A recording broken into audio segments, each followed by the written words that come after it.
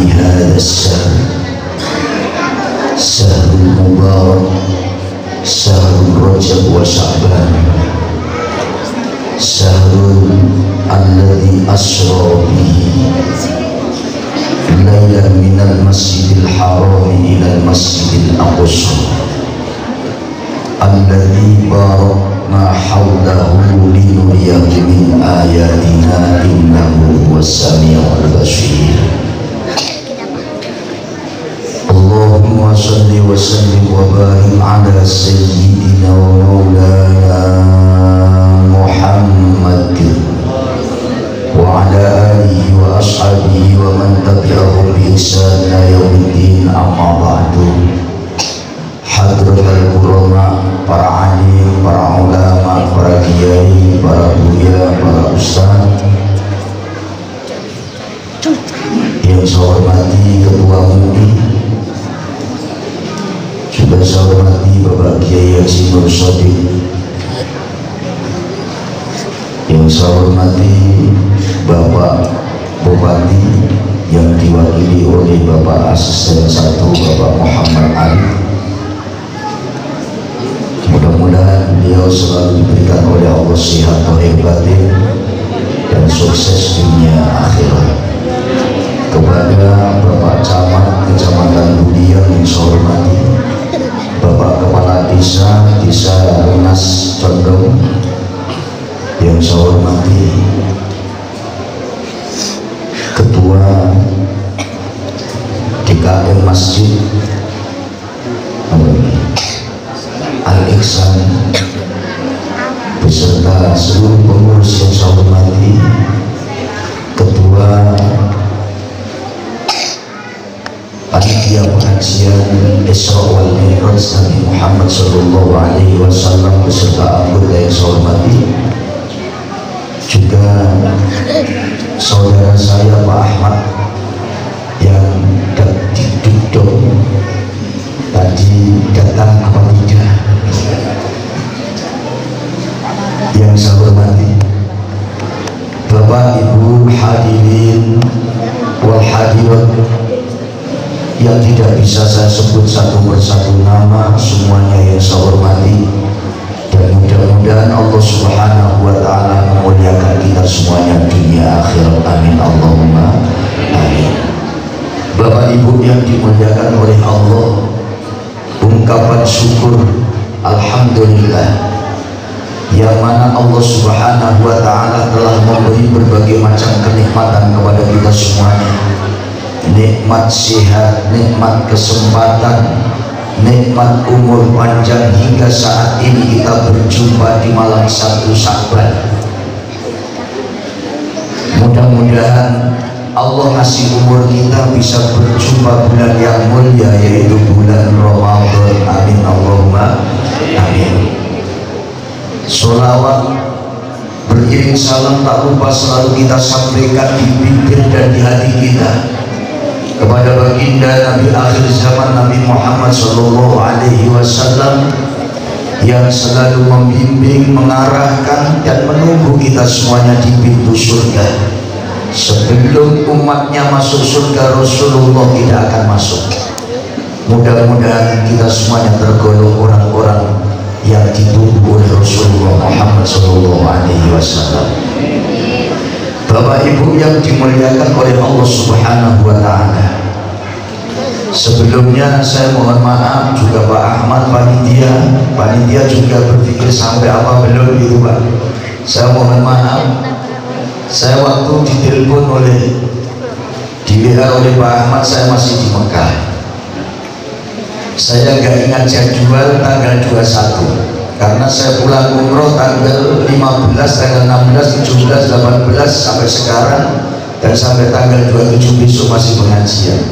Saya nggak ingat begitu saya sampai rumah habis pengajian dari Sumsel, duduk di rumah sebenarnya saya melihat kalender, istri saya nyodor tulisan, tanggal 21 ada pengajian di Singkut. Saya terduduk sejenak. Kalau tanggal 21 pengajian, malam 22 di Bulian, ngejar apa tidak, ngejar apa tidak. Yang saya pikir bukan ngejarnya, macet amannya. Ternyata betul-betul macet. Maka akhirnya saya minta kepada Pak Ahmad, Pak, tolong ada yang jemput pakai sepeda motor saja. Ternyata Banser, terima kasih Banser, dan mohon maaf sahabat-sahabat Banser, langsung datang kejar-kejar dan luar biasa nupirnya, nggak tahu jalan lubang, bos masuk aja. Dan yang digoncengkan juga nyantai saja karena sudah biasa keluar masuk lubang. Bapak Ibu yang dimuliakan oleh Allah Subhanahu wa Ta'ala, untuk pengajian disinggung bisa disingkat. Saya bilang dengan panitia, Pak, jam 1 mulai, jam 2 saya ngaji, jam 3 saya keluar dari aliran. Jawaban yang penting apa ngaji ya sudah.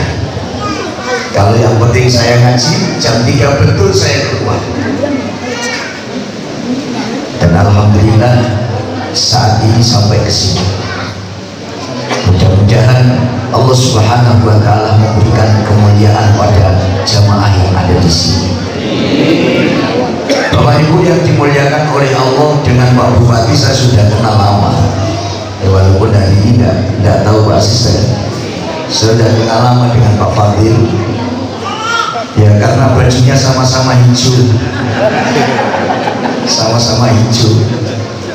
Saya hijau, ini hijau NU, tapi hijaunya P3 juga hati saya P3, karena guru saya Habib Hussein Maimun juga itu adalah mantan Dewan Pertimbangan P3, dan semua guru saya P3. Tapi saya ini bukan kampanye, tidak, cuma cerita saja karena bajunya hijau, kopiahnya hijau. Sampai di Mekah Medina kemarin saya dipanggil orang Mekah Medina, sampai saya suatu kiai sana dikatakan insanul hadro, manusia hijau. Memang saya selalu pakai hijau-hijau.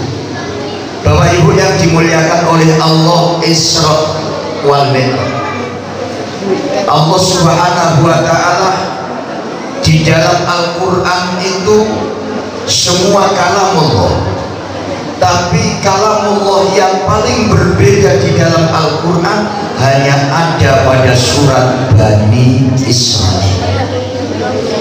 Di kata-kata yang lain tidak seindah kata-kata awal surat Bani Israil. Allah menggunakan kata-kata takjub, heran, merasa aneh dengan satu makhluk yang namanya Nabi Muhammad SAW. Sampai Allah mengatakan subhanalladzi asra bi abdihi lailan minal masjidil harami ilal masjidil aqsa alladzi barakna haulahu linuriyahu min ayatina innahu huwas samiul basir. Kata-kata subhan, maha suci Allah, Allah memuji zatnya sendiri. Kenapa Allah memuji diri sendiri? Karena Allah heran. Dan kenapa diri Allah mengangkat dan memperjalankan hambanya yang bernama Nabi Muhammad SAW.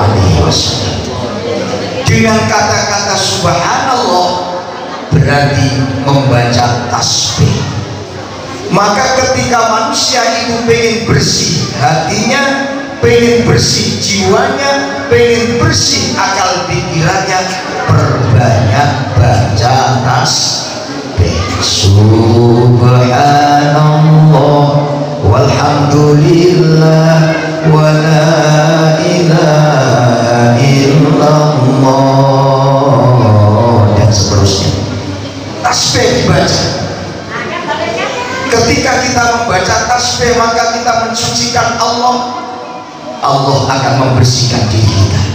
Maka Rasulullah sebelum diisrakan, sebelum diperjalankan dari Masjidil Aqsa dari Masjidil Haram ke Masjidil Aqsa, Rasulullah saat itu masih mengembala kambing, yang saat itu didampingi oleh ibu angkatnya yang menyusui, namanya Halimatus Sa'diyah. Karena tradisi Arab begitu bayi lahir perocot, ibunya gak menyusui. Maka enak-enaknya manusia itu perempuan Arab. Kenapa enak? Perempuan Arab itu gak pernah ngurus anaknya. Perempuan Arab itu gak pernah nyapu rumah. Perempuan Arab itu gak pernah ke pasar belanja, masak, kecuali ke pasar hanya sekedar jalan-jalan dengan suaminya. Enak. Nah, kalau perempuan Indonesia yang di kampung dodo sawit, yang di kota seperti ini berangkat ke pasar jualan, dorong gerobak, macam-macam. Tapi perempuan Arab cuma duduk di dalam rumah, maca, bersolek, berpakaian yang indah, cuma di dalam rumah, nggak keluar kemana-mana. Keluar rumah tanpa izin suami haram. Itu di sana. Di Indonesia itu tidak laku. Perempuan Indonesia dipakai hukum itu udah jalan. Karena ibu-ibu kalau ke pasar mana ada izin bapak-bapak, nggak ada. Diem-diem ke pasar, sampai ke rumah tahu-tahu ada masakan ikan bau. Cuma itu. Kalau zaman Rasulullah perempuan Arab ini mau masak, sebelum belanja yang laki-laki musyawarah dulu. Yang masak bukan perempuan. Saya melihat persis. Saya punya teman namanya Abdullah. Abdullah itu rumahnya di kampung pinggiran Mekah. Mereka termasuk orang Badui Supe. Saya diajak ke rumahnya, mereka potong kambing. Kambing dipotong, saya tanya, mayat bahu kaya akhi, siapa yang masak? Jawaban mereka, abah, saya yang masak. Luar biasa. Saya ikut ke dapur, saya nengok. Habis masak, mencuci piring, menata makanan, istrinya dipanggil, baru makan. Coba kalau orang Indonesia begitu, saya yakin bapak-bapak tidak mampu. Nah, kok begitu? Bapak-bapak ini, mohon maaf, Indonesia baru ditinggal istri seminggu saja sudah teler. Baju di kamar bertumpuk. Maka jangan salahkan kalau bapak muda gak punya istri, rumahnya kotor, bajunya lungseng. Jangan salahkan, karena memang gak ada yang ngurus. Maka enak-enaknya manusia menurut saya itu di Indonesia. Ibu bebas ke pasar, ibu bebas pengajian, ibu bebas berkarir. Di Mekah dikurung dalam rumah. Tahu-tahu suami istri di lantai 5, di lantai 1, 2, 3 ada istri-istri lagi. Di Indonesia bapak-bapak pada istiqomah, ikatan suami takut istri di rumah. Ini Indonesia luar biasa Bapak Ibu. Maka ibu-ibu tidak usah iri, kalau gitu pengen jadi orang Arab saja deh. Jangan. Di Arab tidak ada ikan bau. Di Arab tidak ketemu tempoyak. Orang Arab tidak mau karena itu durian busuk. Jangankan durian busuknya, kasih durian saja orang Arab tidak mau, apalagi ketemu jengkol. Tidak mau. Maka enak-enaknya manusia itu di Indonesia, makannya serba ada, bermacam-macam, mau bentuk makan apa saja, tinggal kita klik di Google, mau masak apa, menu apa. Enak-enaknya orang laki-laki juga orang Indonesia. Coba kalau bapak-bapak jadi orang Arab, wah saya yakin tidak bisa ke kantor. Pak Arbi mau ke kantor jam 2 sudah bangun dulu, masak dulu, bersihkan rumah dulu, baru berangkat ke kantor. Sambil ke kantor belanja dulu, beli ikan, beli semuanya laki-laki. Itu kalau Arab. Indonesia ini laki perempuan menjadi partner. Itu enaknya orang laki-laki di Indonesia. Pakaian ibu begini sudah kita khairul umur awsatuha, hidup itu yang sedang-sedang saja, tengah-tengah saja, yang penting tutupi auratnya, rambutnya ditutup. Coba kalau kita jadi orang Arab yang nampak hanya matanya saja, jadi bingung, bapak juga bingung mana istri saya dan mana istri tetangga. Nah maka kalau begini kan enak, oh itu istri saya, itu istri tetangga saya, bisa bedain. Maka ibu-ibu nggak curiga dengan bapak. Karena apa? Bapaknya tahu itu istrinya betul. Nah zaman dulu Rasulullah lahir langsung dicantikkan orang yang menyusui. Kenapa? Karena perempuan tidak punya hak asuh terhadap anak-anaknya. Perempuannya. Maka yang menyusui Nabi Muhammad yang paling lama adalah Halimatus Sa'diyah. Di saat Nabi Muhammad mengembala kambing, di saat itu pula Nabi Muhammad berteduh di bawah pohon, ada malaikat Jibril datang. Setelah datang malaikat Jibril, Siti Halimatus Sa'diyah tahu kalau itu malaikat. Nabi Muhammad dijumpai, mau dibawa oleh malaikat Jibril. Siti Halimatus Sa'diyah nangis, jangan dibawa, itu anakku. Tahu-tahu dibawa. Jibril bilang dengan Siti Halimatus Sa'diyah, nggak akan ku apa-apakan, ini hanya akan ku bersihkan hatinya. Lalu saat itu Halimatus Sa'diyah melihat dada Nabi Muhammad dibelah oleh malaikat Jibril, dibelah dadanya. Jadi operasi itu Bapak Ibu sudah ada zaman dulu. Dulu Nabi Muhammad dibelah dadanya, dibuka, hatinya dibersihkan.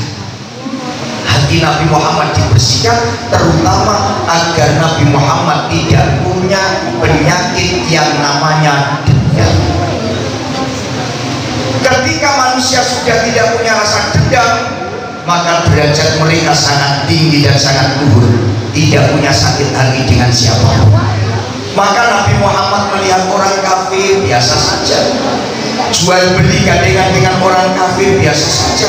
Maka kita juga tiru, boleh kita belajar di orang kafir, boleh kita kerjasama dengan orang kafir. Rasulullah juga kerja sama. Lalu kita jangan bilang, oh udah bisa itu milik orang kafir, mohon maaf Bapak Ibu, sajadah itu yang buat siapa? Kopiah kita yang buat siapa? Kita ini semuanya kerjasama dengan orang kafir. Ini urusan dunia. Kalau masalah ibadah, lakum dinukum waliyadin. Engkau ke gereja silakan, aku ke masjid, kewajibanku jangan diganggu. Rasulullah itu punya jiwa yang sosialis dan nasionalis. Rasulullah tidak keras. Rasulullah bukan manusia yang senang mengkafirkan orang. Rasulullah selalu mengajak orang bagaimana orang ikut kepada Rasulullah. Bahkan Rasulullah mengatakan, kalau bapakmu nggak ikut, kamu nggak bisa ikut, minimal nanti anak-anakmu akan ikut aku. Itu perjuangan Rasulullah. Nah kita ini dikit-dikit kafir, dikit-dikit bid'ah, dikit-dikit pokoknya begitu deh. Nah kalau kita sudah bilang bid'ah Pak, mohon maaf, kita semuanya ini duduk di sini bid'ah. Loh kok begitu? Zaman dulu ibu lahir nggak ada di zaman Rasulullah. Rasulullah tidak pakai kacamata, kita pakai. Rasulullah tidak pernah pakai ini, kita pakai. Rasulullah nggak pernah minum pakai gelas seperti kita pakai. Rasulullah tidak punya handphone, kita pakai. Maka dari itu, menurut pemikiran saya, kita hidup itu yang penting maslahah dan tidak haram. Lakukan, jangan sering ngomong bid'ah. Nah, sementara kita sering ngomong bid'ah, kita sendiri melakukan bid'ah, kita sendiri menjalani bid'ah. Maka Rasulullah nggak ada nasi, kita ada nasi. Oh saya akan ikut Rasulullah, kalau tidak dituntut oleh Rasulullah nggak usah diikuti. Mohon maaf Bapak Ibu, apakah kita juga tahu apa yang dilakukan oleh Rasulullah SAW? Lalu kita mengatakan Rasulullah itu jubah itu sunnah. Enggak, jubah ini enggak sunnah. Loh kenapa? Jubah itu adalah adatul Arab, adanya kebiasaan orang Arab. Jangan dikit-dikit, oh kita ini ikuti sunnah Rasul harus pakai jubah. Tidak, ini adat Rasul. Lah kok Pak Yai pakai jubah? Hanya hanya saja saya saat ini sedang pakai jubah, ternyata pakai jas. Jas zaman Rasulullah nggak ada, tapi saya pakai. Kenapa? Saya menggunakan pakaian bukan mengikuti Rasulullah, tapi mengikuti sunnah Rasulullah. Bukan hanya sekedar sunnah, kewajiban yang diwajibkan oleh Allah dan Rasulnya, menutupi aurat. Cuma itu aja. Maka kita tidak boleh keras-keras Bapak. Rasulullah aja nggak keras, Rasulullah aja biasa saja. Bahkan Rasulullah itu, ini saya sebelum saya cerita Isra, Rasulullah itu ketika hijrah dari Mekah ke Madinah disambut oleh sahabat Ansor dengan pakai kompangan, pakai terbangan. Rasulullah dipanggil Tola al-Badru alaina, Rasulullah juga gak marah, Rasulullah hanya senyum. Kenapa? Itu tanda cintanya umatnya kepada Rasulullah Muhammad Sallallahu Alaihi Wasallam. Lah orang sekarang ada terbangan, ya Nabi salam alaika, ya Rasul salam alaika, ya Habib salam alaika, sholawatullah alaika. Bid'ah itu nggak ada tuntunannya. Mohon maaf Bapak Ibu, jangan mudah mengatakan bid'ah. Pertama kali yang baca sholawat itu siapa? Siapa yang pertama kali membaca sholawat kepada Nabi Muhammad? Dan siapa yang dulu baca sholawat? Hanya Allah Subhanahu wa ta'ala. Yang baca sholawat kepada Nabi pertama kali Allah. Kalau Allah baca sholawat, Allah ngajak malaikat dan Allah dulu orang-orang yang beriman. Maka selayaknya kalau kita pengen ikut Rasulullah, pengen masuk surganya Allah, perbanyak baca sholawat. Mau pakai lagu, nggak pakai lagu, nggak urusan, yang penting sholawat. Jadi ketika ada sholawat dilakukan ternyata juga enak, nyaman, tenang, luar biasa sholawat itu. Maka Indonesia ini masih adem ayem, tentrem, gak ada masalah. Kenapa? Rakyatnya, umat Islamnya kumpul duduk bersama baca sholawat. Karena sholawat itu dingin, sholawat itu adem, sholawat itu membuat orang bahagia dan nikmat. Buktinya saya sendiri membaca sholawat tatkala saya di Masjid Madinah. Saya jalan di Masjid Madinah sambil tepuk tangan begini, Ahmad ya Habibi, Ahmad ya Habibi. Saat itu tak baca. Mereka itu cuma melihat bengong aja. Ada yang tua, ana uhibbun nabi, ana uhibbu Muhammadin, ana uhibbu Muhammadin. Dia mengatakan saya cinta Muhammad. Laskar yang pakai baju loreng itu nggak berani komentar, cuma gini aja. Padahal saya saat itu juga takut, bagaimana kalau saya baca sholawat di sini langka. Ternyata mereka juga senang. Kenapa mereka nggak baca? Karena mereka takut. Saya sampai ketemu setelah keluar masjid, ketemu Bu Yahya. Bu Yahya yang ngomong, Yai, engkau berani banget di dalam masjid baca sholawat. Jawaban saya hanya cinta kepada Rasulullah Muhammad Sallallahu Alaihi Wasallam. Karena saya pengen besok di akhirat kelak masuk surga di bawah royatul Rasulullah, bendera Rasulullah Muhammad Sallallahu Alaihi Wasallam. Maka Bapak Ibu, bendera itu sejak zaman Rasul sampai hari kiamat kelak, bahkan sampai masuk surga, itu wujud bendera. Maka jangan memati-mati bendera. Kenapa? Bendera itu tanda kehormatan suatu kelompok. Kalau negara, bendera itu tanda kehormatan suatu negara. Kita hormat bendera karena kita bangga punya negara, punya bendera. Jangan lalu hormat gerak kita katakan kafir. Dan terus kalau kita mengatakan kafir, semua orang rakyat Indonesia kafir, yang Islam siapa? Wong bendera hormat itu hanya tanda mereka bangga terhadap negara Indonesia. Dan besok kita di akhirat kelak gak akan masuk surga sendiri. Kita besok akan kumpul bareng-bareng di masuk surga. Loh betul, iya, Allah sendiri dalam Al-Quran mengatakan yauma nad'u kulla unasin bi imami. Besok bapak ibu masuk surga gak bisa sendiri. Ada yang ngomong enggak, aku mau masuk sendiri. Malaikat ribuan nolak. Kamu kelompok mana? Kamu jamaah mana? Sendirian, balik. Akhirnya ada masuk afwaja, berbondong-bondong, berkelompok-kelompok. Oh, ini kelompok Masjid Al-Iqsa. Besok siapa yang memimpin kita ke sana? Imamnya, imam masjid. Imam masjid itu akan giring kita nanti ke dalam surga. Maka kita jangan sering ngomel-ngomel dengan imam masjid. Ini ada imam masjid diomelin aja, alasannya ngimami kok lama banget. Kalau lama, kalau cepet katanya kok cepet lama. Dari terus gimana? Padahal imam di Indonesia ini menurut saya adalah sedang, karena mereka mengikuti hadis Rasulullah. Rasulullah mengatakan idza amalkum falyukhafif. Ketika engkau menjadi imam suatu kaum, engkau ingatkan jangan panjang-panjang baca. Dan di Indonesia standar, kalau imami paling-paling panjang waktuha, baca surat yang panjang An-Naba nggak mungkin dibaca semuanya, paling 3 ayat, 4 ayat, 5 ayat. Kenapa? Mereka tahu kondisi makmumnya.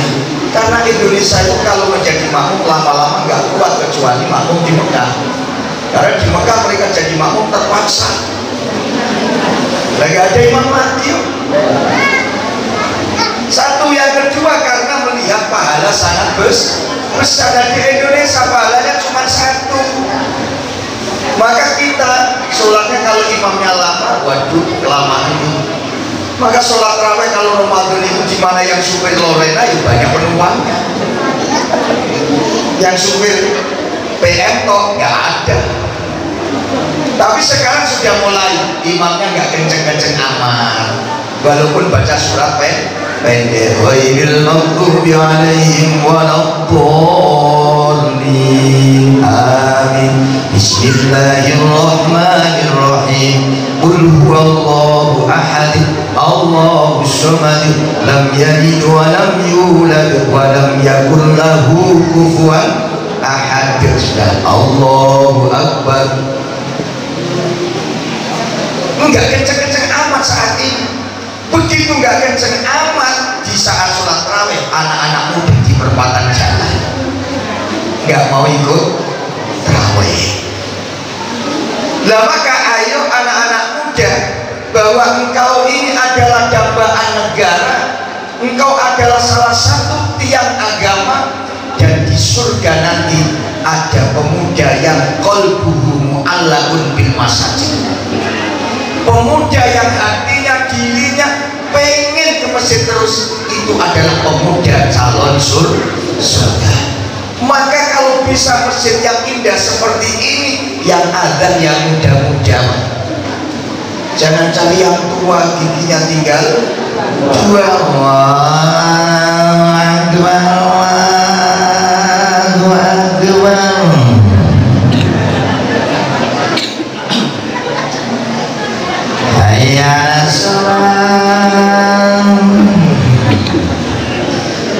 Nafasnya sudah habis, lampu mati, hujan gerimis, makmum gak berani berangkat. Ini suara muadzin apa suara hantu? Maka muadzin itu dituntut harus punya suara yang merdu, suara yang lantang. Karena di surga muadzin itu adalah pemanggil orang-orang ke surga. Mau ke surga suaranya harus lantang. Allahu akbar, Allahu akbar, Allahu akbar, Allahu akbar. Minimal kayak itu, minimal gimana? Lebih bagus muadzinnya qori tadi. Ini ada azan yang suara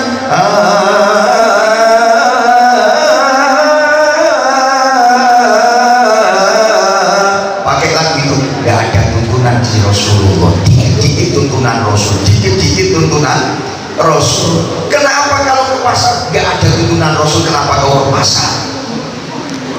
Maka zaman sekarang itu dikit-dikit tuntunan, dikit-dikit dalil. Punya dalil satu saja sudah digunakan ngafir-ngafirkan orang. Maka ayo Bapak Ibu ikuti Rasulullah, bersihkan jiwamu, hatimu dengan membaca tasbih. Kapan itu? Di malam hari, agar hatimu tidak mudah sakit hati dendam. Maka Rasulullah setelah dibersihkan hatinya, diisrokan, berjalan dari Masjidil Haram ke Masjidil Aqsa, dan mi'raj dari Masjidil Aqsa ke Sidratul Muntaha. Perjalanan berangkat habis isya, datang sebelum subuh. Secara akal nggak masuk. Contoh saja, bapak-bapak yang kopiahnya hitam-hitam, saya juga punya kopiah hitam. Biasanya kalau kopiah hitam diletakkan di cendelan ya di paku, mesti semut menghampiri. Semut, kenapa kok menghampiri? Karena ada keringatnya, asin. Lalu kita pakai berangkat ke Jambi, semutnya ikut ke Jambi. Sampai Jambi pulang lagi, belum ada 5 jam. Sini Jambi kalau perjalanan normal 1,5 jam. Balik sampai sini, semut turun dari kopiah. Assalamualaikum. Waalaikumsalam. Saya barusan jalan-jalan dari Jambi. Kira-kira semut yang lain percaya nggak? Tidak percaya. Kenapa? Semut jalan dari sini ke Jambi itu 10 tahun. Ini cuma 3 jam. Oh, nggak percaya. Nah, yang bisa mempercayai hanya iman. Hanya iman. Maka Rasulullah kok berjalan dari Masjidil Haram ke Masjidil Aqsa, Sidratul Muntaha, cukup habis isya sebelum subuh sudah sampai. Itu yang percaya hanya iman. Kalau Allah sudah berkehendak, innama amruhu idza arada syai'an ayyaqula lahu kun fayakun. Kalau Allah sudah berkehendak, apapun yang berkehendak Allah jadi. Kita nggak nyangka Pak Jokowi jadi presiden, tahu-tahu jadi presiden karena kehendak Allah. Bisa jadi Pak Muhammad Arifin nanti tahu-tahu menjadi bupati, ya juga nggak tahu.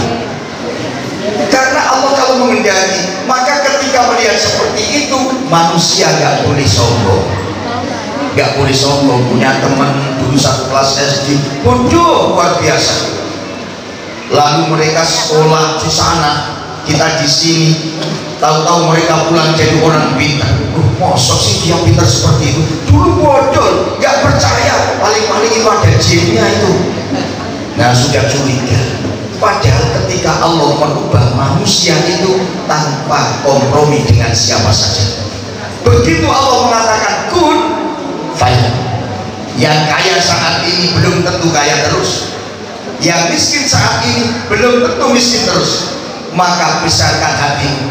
Allah saat ini menjadikan saya miskin, saya harus sabar. Saya harus qanaah menerima apa yang diberikan oleh Allah.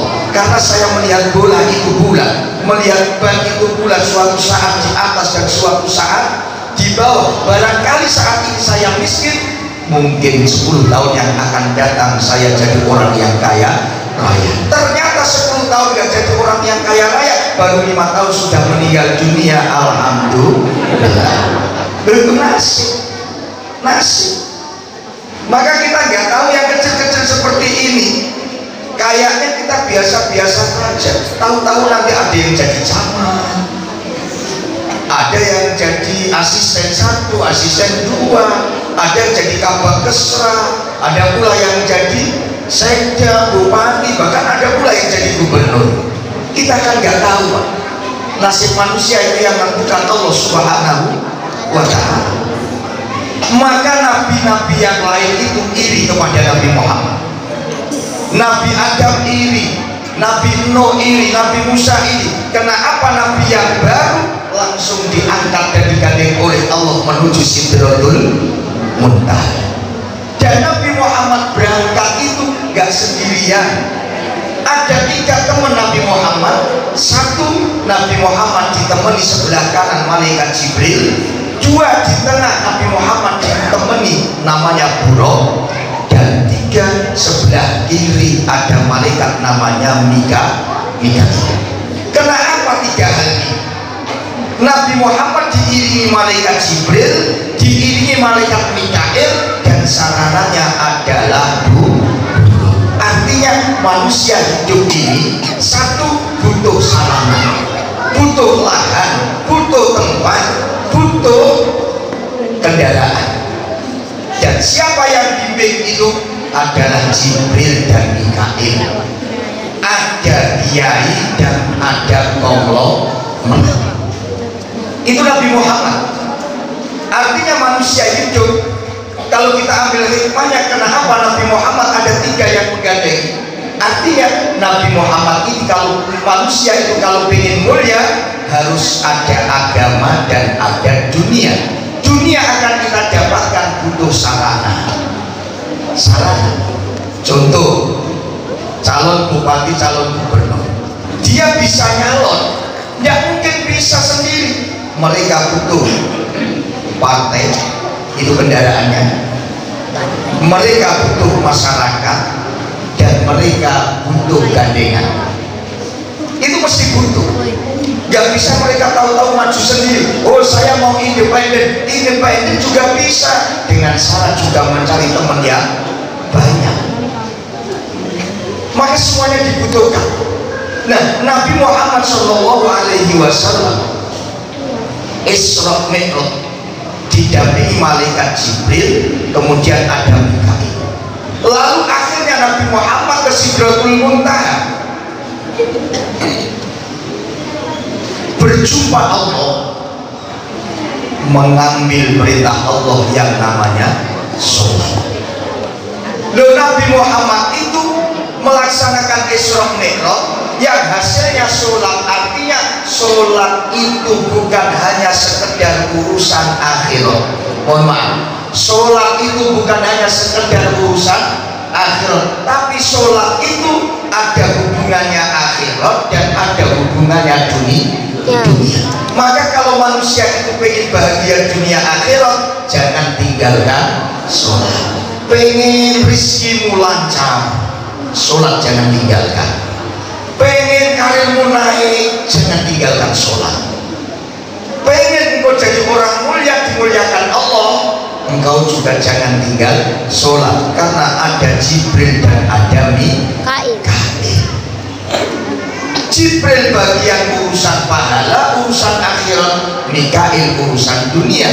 Maka Allah memberikan doa kepada kita 2. Rabbana atina fid dunya hasanah wa fil akhirati hasanah. Kalau ibu bapak pengen akhiratnya elok, sholat yang elok, sodakoh yang elok, zikir yang elok, sholawat yang elok. Pengen di dunia mulia harus punya harta. Gimana caranya mendapatkan? Kerja.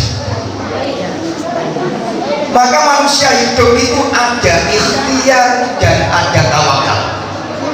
Ikhtiar kerja macam-macam. Jangan lalu kita mengatakan para pejabat itu tidak kerja. Oh, dia cuma duduk di kursi. Memang kerjanya sambil duduk. Nah, sementara yang di pasar kerjanya sambil menjual, sambil ngucap, dilajang dodos, nyadap dan lain sebagainya. Pekerjaan diberikan oleh Allah itu berbeda-beda. Maka kita nggak boleh hidup itu mengatakan enak itu. Jadi pejabat juga nggak enak.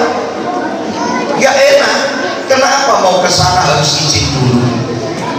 Coba Pak Asisten kalau mau ke Jakarta minta izin dulu. Nah, kalau saya nggak pakai izin. Karena minta izin dengan siapa? Nggak ada yang saya minta izin. Saya mau ke umroh bebas. Pak asisten ini mau berangkat umroh, sudah izin dulu. Oh ini cuti setahun sekali, sudah 12 hari, besok nggak bisa lagi. Nah kalau saya kan besok lagi bisa dan bisa. Ini bedanya. Menurut pandangan kita enak jadi pejabat ya, pakai sepatu, pakai ini, pakai dasi. Mohon maaf, perasaan bapak itu pejabat gak punya hutang banyak. SK-nya itu begitu dikasihkan langsung lari ke bank. Dan SK saya gak laku. SK saya gak laku. Saya punya SK Muti, tak bawa ke bank untuk apa ini? Gak laku. Saya punya SK dosen,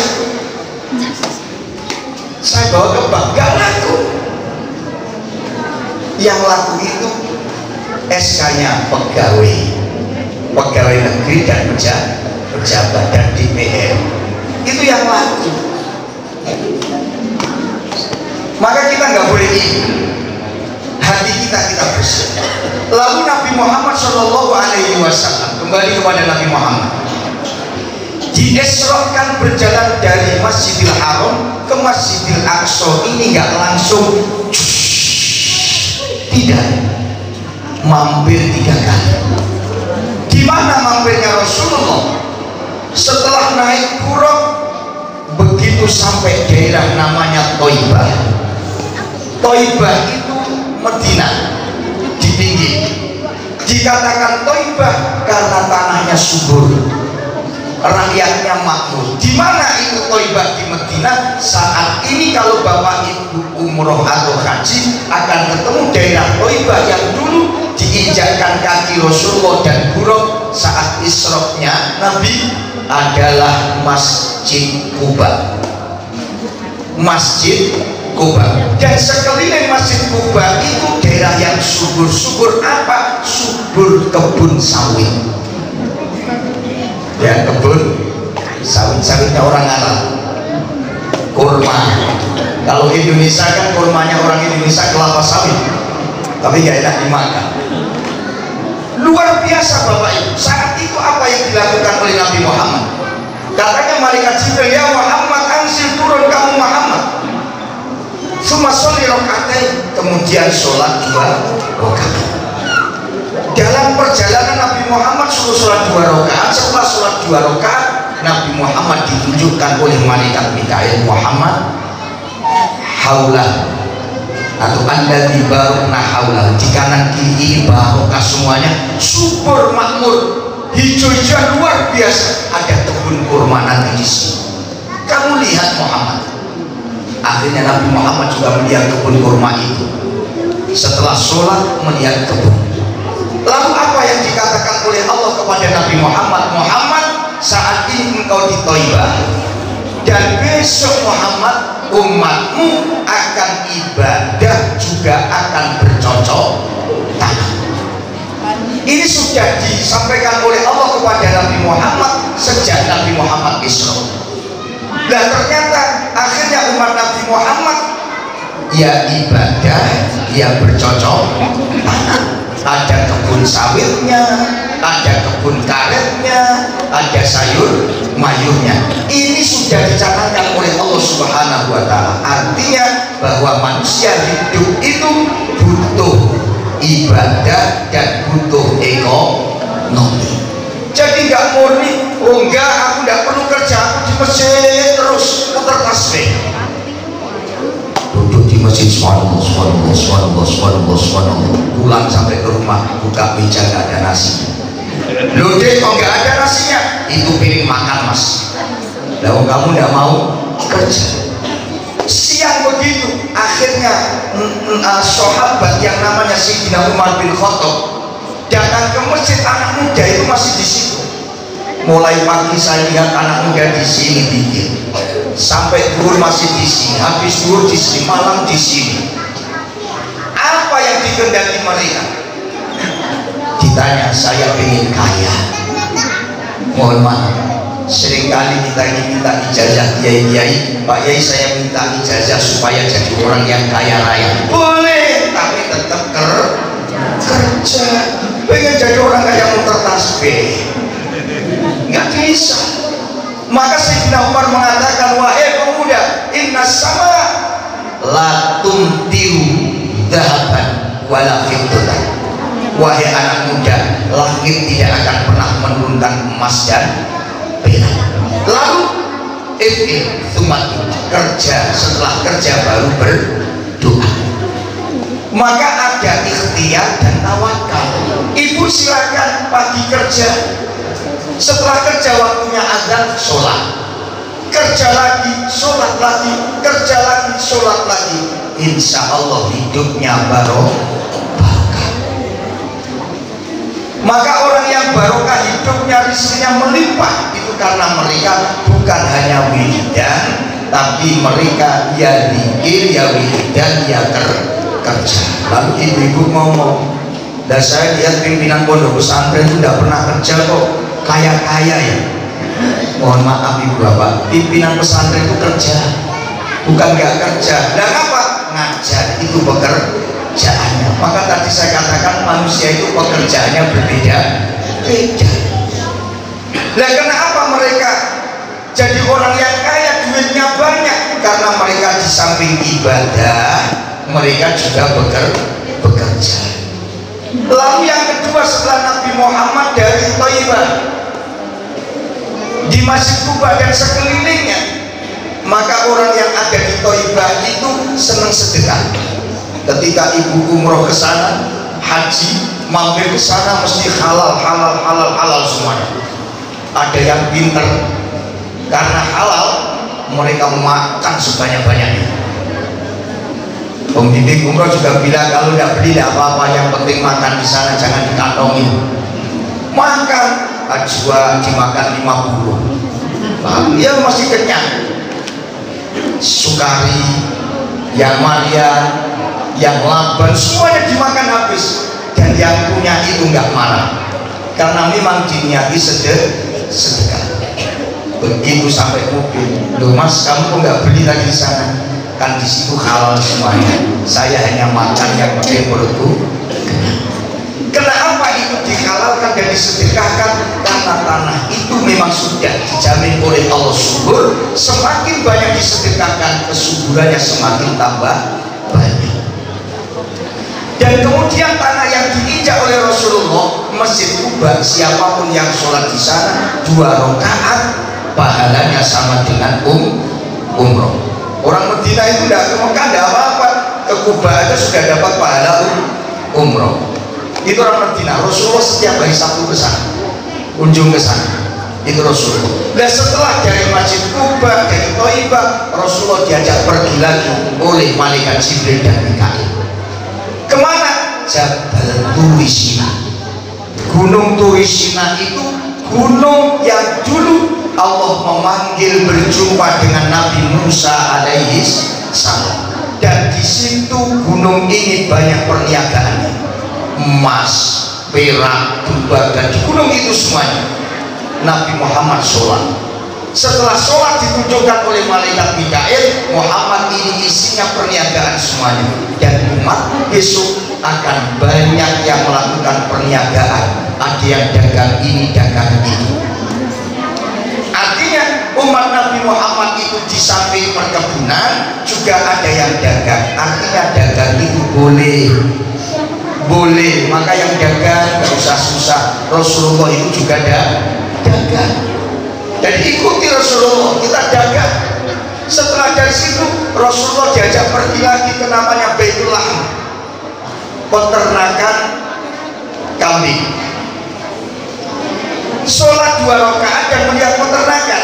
Maka umat Nabi Muhammad itu ada pertanian, ada perdagangan, dan ada peternakan. Dan mesti di negara Indonesia ini karena mengikuti jejak langkah Nabi Muhammad, dinasti ada dinas perdagangan, ada dinas pertanian, juga ada dinas peternakan. Walaupun peternakan dan pertanian digabung jadi satu. Itu karena mengikuti sejarah Isra Mi'raj Nabi Muhammad SAW.